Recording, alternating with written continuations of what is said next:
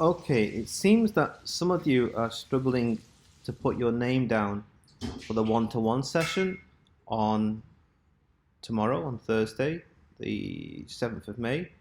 It's really easy to do, guys. So let me show you how to do this. Um, so if we look at here on day 3, one-to-one booking form, we simply just click on the form and we look at the times here, and then we just put our name next to the time that we want. That's pretty much all you have to do. So you don't have to submit or anything like that. You just open the form, look at what time you want, type in your name. That's it. Close it down. It's as simple as that, guys.